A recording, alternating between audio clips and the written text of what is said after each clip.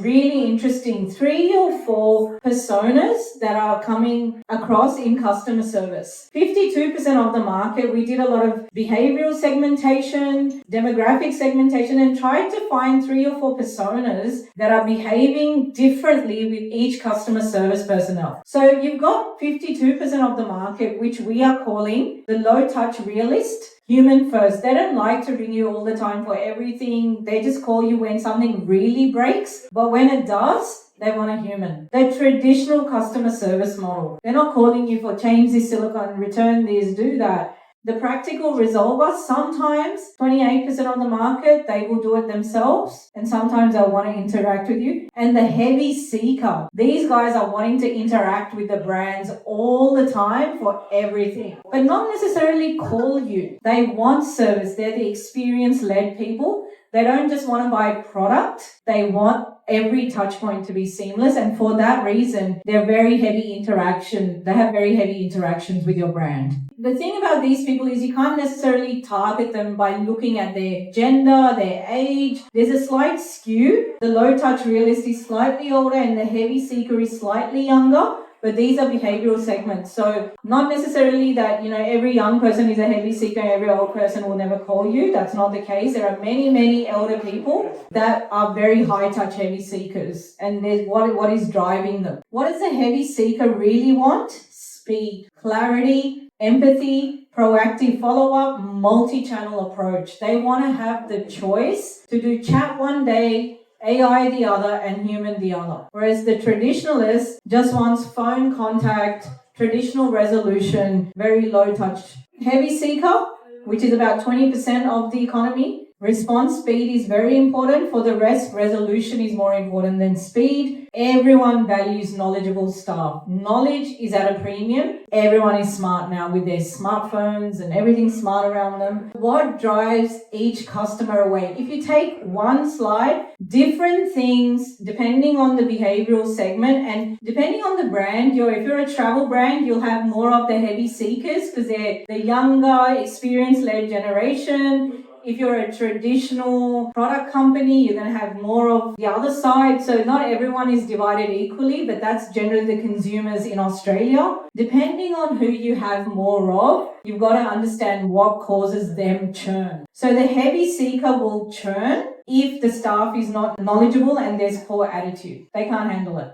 They want empathy, suave, knowledgeable staff. Whereas the low-touch realist, they just want resolved issues. They will churn if there's unresolved issues. Just solve it for me, do it. They won't churn if there's a little bit of bad attitude or, according to them. Everyone's got to understand a little bit more around the psychographic that is sitting skewed within your customer base. This is really important. Heavy seeker is optimistic as well as a little bit skeptical, both at the same time. And most likely to switch to AI is the heavy seeker. Now, if you've got a database full of traditional, then if you invest in AI, your adoption will be a bit slower. Whereas if you've got a product or a service line, your adoption will be faster. In fact, if you don't adopt AI fast enough, you're probably going to churn them. So this is a tricky thing that everyone's sitting on. Where is our psychographic sitting? Where is the behavior in our segments? And how quickly should we adopt AI? And how quickly should we not? Should we invest more in the human, having more headcount? If you have a low-touch realist in your database, the people who only touch you when they want a resolution, 31% of them will always want a human. So just getting rid of all your headcount and your company and your product line has got more of the low-touch realist, you're going to churn. And AI is not going to solve all your issues. Now, how do customers describe exceptional experiences right now? What are the words they're using? Quick and easy solution. Ease, fast, friendly and empathetic service. The value of friendliness has gone up in the market because we are in the great frazzle. People are angsty, they're coming off bad parking, bad traffic. So any empathy that you show on the inbound call or on the outbound customer service is really valued by the customer. And that is why you are seeing many retailers, many healthcare providers take away the bouncer and bring in the greeter. Even at Kmart today, if you see, you got a friendly person standing out front. They're still checking everything. They're still the security guard, but they don't wear the security uniform. They don't look like a bouncer. They're smiling. They're helping you find ways. A lot of brands are experimenting with friendly and empathetic service. This is really valued right now. Our customer service journeys have more friendliness than they've ever had before because people are really valuing it. Quick and easy resolution, that's, we all know that's bread and butter. We need to do that. Even if you can't resolve problems because you're sitting on some ancient back-end system that everyone's going to have to take the front bullets for, friendly and empathetic is still going to buy you time and effort and love from the customer. So that's something we can invest in, making our staff more aware how much the consumer really values it. They value it as much as quick resolution. So imagine if you're a brand that's got legacy systems, you've had mergers and acquisitions, you've acquired 10 companies, you're trying to bring it all together, you can't resolve anything fast enough. That one is the one to invest in. How do we train our staff to be more empathetic and friendly while IT sorts itself out? The dream experience, when asked consumers what makes it the opposite of a dream experience, first listen to understand, not just listen to apply. This lack of empathy, people are really sensitive to it, very sensitive. Being courteous and not having to repeat myself. I'm not just a number. Talk to me like a human. There is huge premium on humanness right now. How do we deliver that is a big challenge to all of us. What's holding back the dream experience? Improved clarity of answers,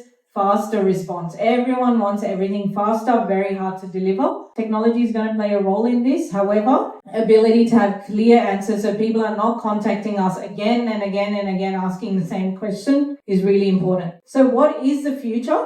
9 out of 10 customers say they want some level of human involvement. We're going to see if this eclipse moves away. They want something. Year on year, we see deltas in the report.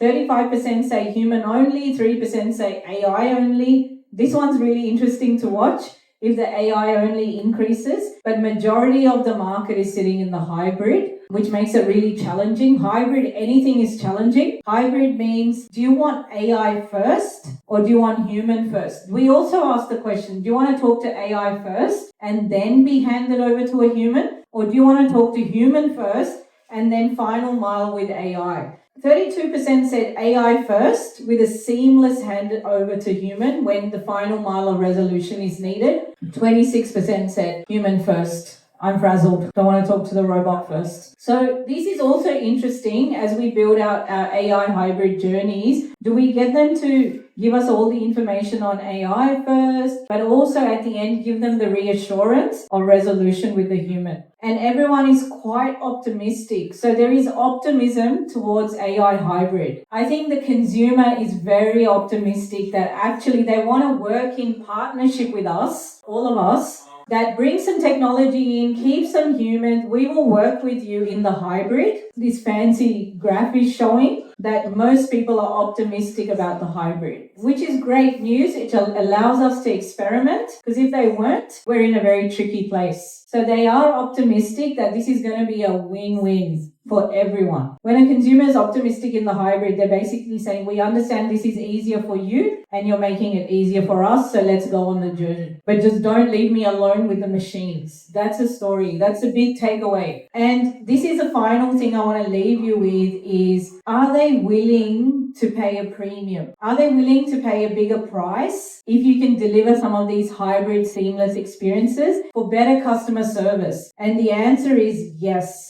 Most of the market, especially in this younger demographic, which is going to become the demographic of the future, up to 20%, some of them are willing to pay up to 15, up to 10% for better hybrid-based services. They are willing to move to brands that are providing this type. And this is worth putting business cases on, because this type of thing, we know today you buy a $10 Big Mac. I think that's how much a Big Mac is now, or $8. And you pay $10 delivery fees on Uber or Uber Eats. And that's 110% premium on a Big Mac, and people are buying it because of this ease and hybrid nature of digital and physical all coming together, and the Uber and Uber Eats and the likes are able to extract that experience premium from the market. That premium on ease, that premium on hybrid, There's still a human involved. There's still the ability to see the updates online. So it's a bit of a hybrid moment, and they're getting a big premium. And the customer is aware they're paying double on that Big Mac. They're not